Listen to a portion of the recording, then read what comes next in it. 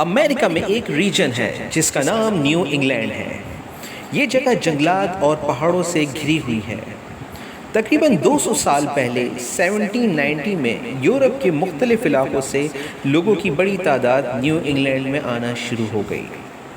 شروع میں in European لوگوں کو نیو انگلینڈ کے لوکل لوگوں سے خطرہ محسوس ہوتا تھا کہ وہ شاید انہیں یہاں ایکسیپٹ نہ کریں، لیکن ان کے ساتھ ایک اور بھی مسئلہ تھا۔ ان دنوں یورپ میں جادو ٹونا اور وچ کرافٹ عروج پر تھا، اس لیے یورپ سے آنے والے ان لوگوں کے دل میں عجیب طرح کے ڈر موجود تھے۔ جیسے کہ میں نے آپ کو بتایا کہ نیو انگلینڈ پہاڑوں اور جنگلات سے گھرا ہوا تھا، اور ان لوگوں کو لگتا تھا کہ ان گھنے جنگلات میں شیطان رہتے ہیں۔ یورپ سے آنے والے ان لوگوں کو یہ بھی لگتا تھا کہ ان جنگلات میں جادو وغیرہ کیا جاتا ہے۔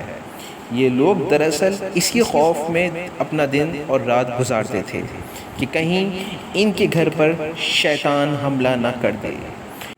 اور دراصل ان کے اسی خوف نے ویمپائر کو دنیا بھر میں مشہور کر دیا۔ لیکن کیسے؟ یہ کہانی بڑی عجیب ہے۔ انہی دنوں کی بات ہے کہ انگلینڈ کے اس علاقے میں ٹیوبرکلوسس، جسے ہم ٹی بی بھی کہتے ہیں، پھیلنا شروع ہو گئی۔ اس بیماری میں جراثیم انسان کے پھیپھڑوں پر اٹیک کرتے ہیں۔ کھانسنا، منہ سے خون آنا اور وزن کا تیزی سے کم ہونا یہ ٹی بی کی علامات ہو سکتی ہیں۔ آج ہم یہ بھی جانتے ہیں کہ ٹی بی کے مریض کے کھانسنے سے اس بیماری کے جراثیم دوسرے انسان میں منتقل ہو سکتے ہیں، مگر اس وقت یہ بات کوئی نہیں جانتا تھا۔ لوگوں کو یہ بھی ٹھیک سے نہیں پتا تھا کہ ٹی بی آخر ہے کیا۔ آہستہ آہستہ یہ بیماری نیو انگلینڈ کے لوگوں میں منتقل ہو رہی تھی۔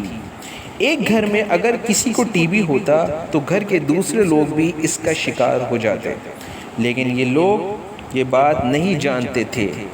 دوستو، ہوتا کچھ یوں تھا کہ کوئی انسان اگر ٹی بی کی وجہ سے مر جاتا اور اس کے گھر کے لوگ اسے دفنا دیتے تو کچھ ہی دنوں کے بعد اس گھر کا کوئی اور فرد بھی ٹی بی کا شکار ہو جاتا، کیونکہ ٹی بی ایک انسان سے دوسرے انسان میں پھیل سکتا ہے۔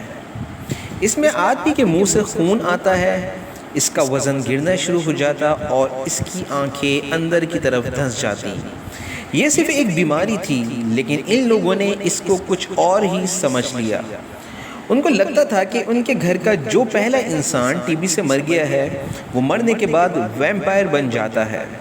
ویمپائر کے کریکٹر کے بارے میں لوگ تھوڑا بہت تو جانتے تھے، لیکن یہیں سے ویمپائر کا کردار پوری دنیا میں مشہور ہونا شروع ہو گیا۔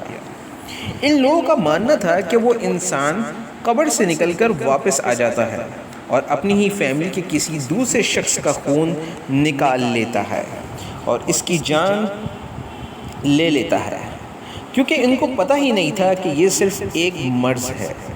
ٹی بی کا یہ مرض نیو انگلینڈ میں بہت زیادہ پھیل چکا تھا۔ اس کے ساتھ ان لوگوں کی غلط فہمی بھی بڑھتی گئی کہ مرنے والا قبر میں ویمپائر بن جاتا ہے۔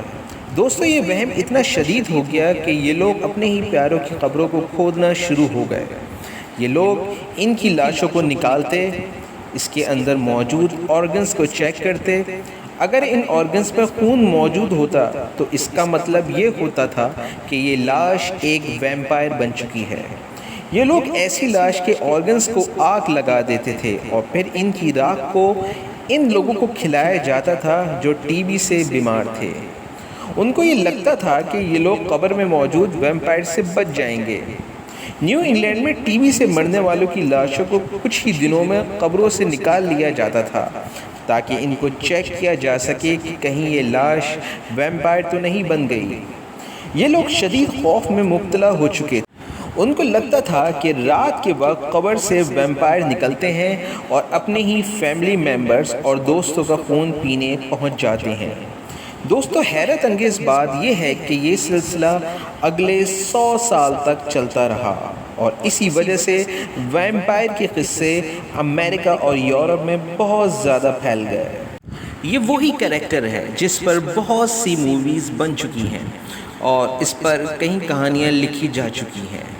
ایک ایسا سپر نیشنل کریکٹر جس کے نوکیلے دانت ہوتے ہیں اور یہ لوگوں کا خون پیتا ہے۔ 1882 میں جرمن ڈاکٹر رابرٹ کوش نے ثابت کیا کہ ٹی بی صرف ایک مرض ہے جو کھانسنے اور چھینکنے سے دوسرے انسان کو لگ سکتا ہے۔ اس کے بعد یہ بات لوگوں کو پتہ چلنا شروع ہو گئی اور آہستہ آہستہ مردوں کو قبروں سے نکالنے کی جاہلانہ رسم بھی ختم ہوتی گئی، لیکن ویمپائر کے قصے کہانیاں آج تک ختم نہیں ہوئے جو اب پوری دنیا میں پھیل چکے ہیں۔ اس کو نیو انگلینڈ ویمپائر پینک کہتے ہیں، ایک ایسا واقعہ جس نے ویمپائر کے کریکٹر کو پوری دنیا میں مشہور کر دیا۔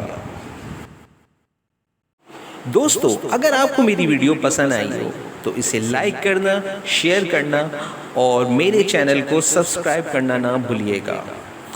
تو ملتے ہیں اگلی ویڈیو میں۔